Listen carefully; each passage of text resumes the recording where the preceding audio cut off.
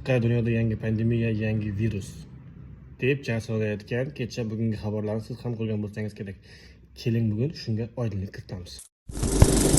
Xo'p, bu virusning yuqishlari qanday? Yangi epidemiya aylanishi mumkinmi? O'lim ko'rsatkichi qanday? Odamga qanday yuqadi degan savollar baribir hammani qiziqishi mumkin. Demak, bu virusni tarqatuvchisi kemiruvchilar. Ya'ni odamga qanday yuqadi? Odamga o'sha kemiruvchilarning peshobi, axlati, kemiruvchilar bilan zararlangan oziq-ovqatlar orqali yuqishi mumkin.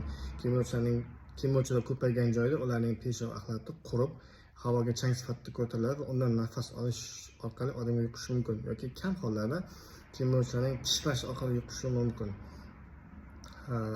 Rossiyalik shifokor, infeksionist vrach, tibbiyot fanlari nomzodi Andrey Pozdnyakov kecha bergan maqolasida aytyaptiki, ya'ni bu virusdan yangi epidemiya, pandemiya kutish biroz mantiqsiz, chunki uni aylanish ehtimoli juda ham kam deyapti.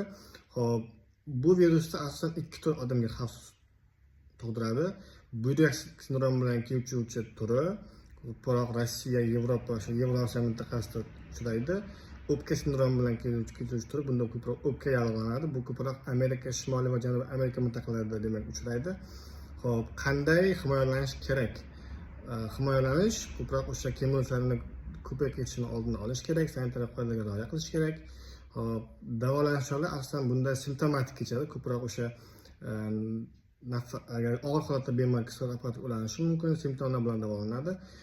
O'lim ko'rsatkichi demak o'sha o'pka sindromi bilan ketish turida 40% gacha, agar davolash choralari ko'rilsa 15% gacha tushishi mumkin. Bu virus haqida hozircha chiqqan ma'lumotlar mana shular. Yangi videolar hali oldinda. Sahifani yo'qotmaslik uchun menga obuna bo'ling.